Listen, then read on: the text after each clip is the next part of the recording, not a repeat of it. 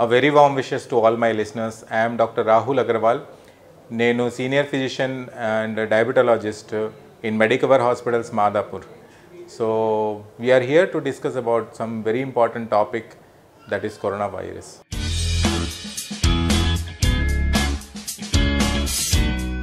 We have been talking about coronavirus lately now. I think so most of the people by now have a little idea about the virus.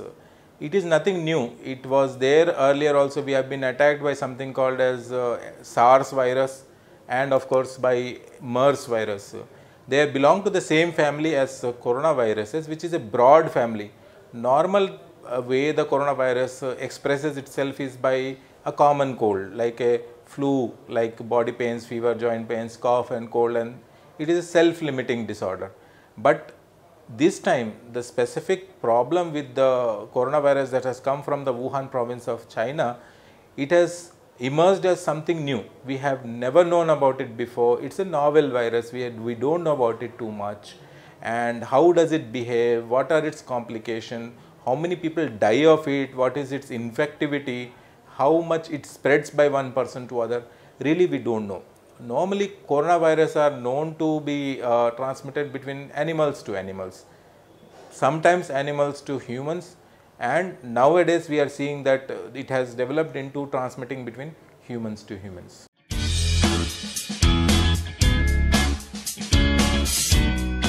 We know that our neighbors in Nepal and in Thailand, also in Sri Lanka, they have been confirmed cases of coronavirus.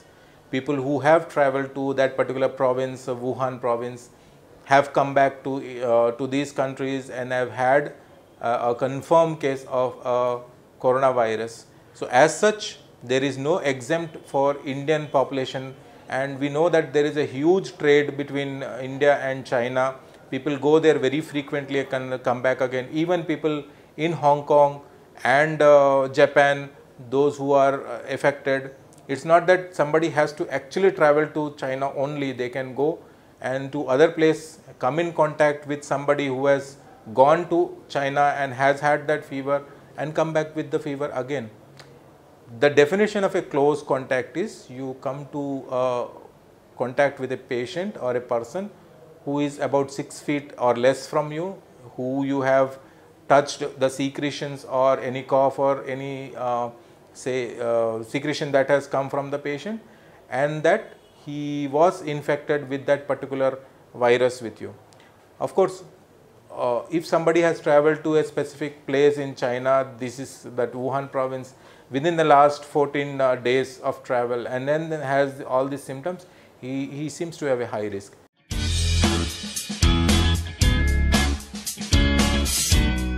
The health authorities are alerted in all places where there is the people go and come out of various countries.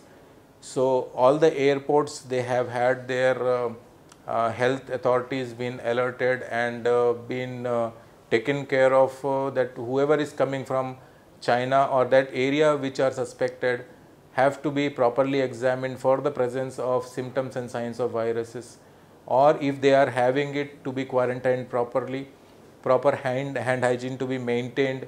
And similarly, those ports, seaports and other places where there could be entry from outside countries into India specifically. So right now at present, more commonly are concentrated on those Chinese provinces.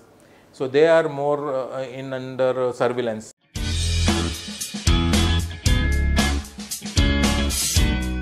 This particular virus seems to be very commonly associated with the SARS virus, which is a beta coronavirus.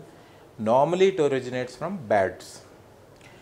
There has been a talk, and I am not very sure about it, and you might not quote me in anywhere else, that this particular problem started with a seafood market that was very close to Wuhan.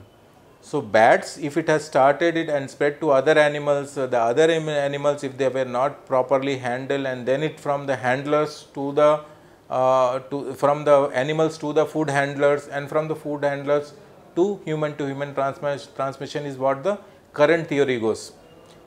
That it started from bat, from the bats to the local market that was of the animal market, food market, and from there to the handlers who used to handle on these particular animals, and from the handlers to human to human transmission.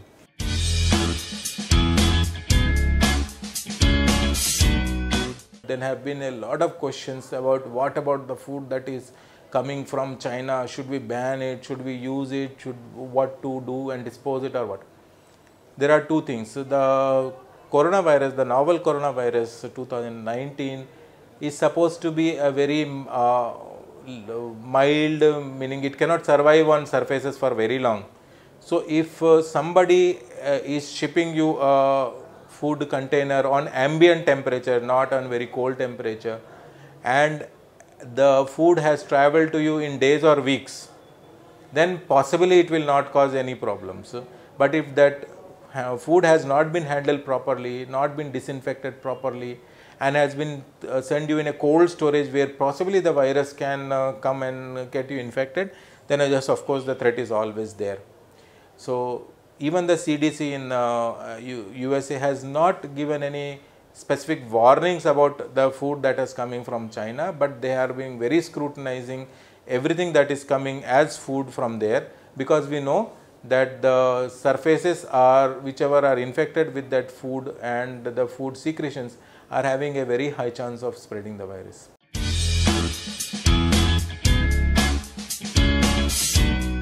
Most importantly is self-hygiene, that you have to have a very good self-hygiene, and most important of them is hand washing. Before you go for a washroom, after you come back from the washroom, before you eat a food, after you eat a food, before you cook a food or after you cook a food, before you handle an infected or sick patient, after you handle an infected or sick patient, before you touch a surface like a doorknob, like somewhere that is a public property and people have been touching that surfaces for very long, sitting on the restaurant and touching that table or seats for a very long, all these places are infected places. So before you do that, you can use hand rub, which is commonly available. Alcohol based hand rubs are available very easily and nicely be able to taken care of in your pockets and everywhere. You can use them to disinfect yourself.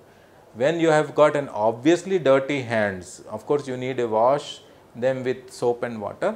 Other than that, you can, when you are not obviously dirty, you can use disinfectant like alcohol based disinfectant. That is what is the general this thing. And apart from this hygiene, you should know how to sneeze. People just sneeze it in front of everybody, or they sneeze on their handkerchief and use the handkerchief back again. That is not the right way. You have to use tissues, you have to use the elbow to sneeze, or even your sleeves, so that whatever the secretions are there, they don't spread to somebody else. You don't keep it with you all the time. And whenever you use a tissue, you have to put it on a closed bin so that it doesn't spread that infection from there.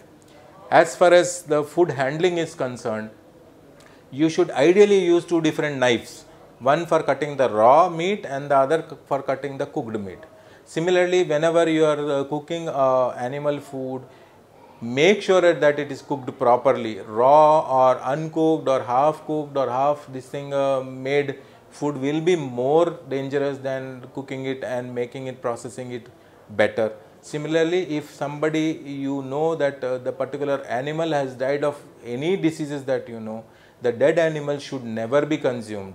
You have to take the meat or animal food from places who are certified to handle such food items. So these are the universal precautions. Right now, I don't know whether coronavirus specifically attacks somebody with low immunity, but from our past experience, we can assume that those who are having low immunity, like those who are pregnant on steroids, or those who are very young or very old, those who have medical problems like kidney, liver or heart diseases, probably they are more prone. Those who are having lung problems like smokers and all that, they are more prone for having such infections rather than those who are unprone. So this is what the current general consensus is. So I would request you all to please take care of self-hygiene, take care of the hygiene of your home, that is the second step. Take care of the hygiene of your environment or society, that is the third step, and help our country to be forward with the Swachh Bharat Abhiyan, so that all everywhere there are no wet wastes available, so that the viruses can thrive, so that in all we will be all healthy and happy. Thank you so much.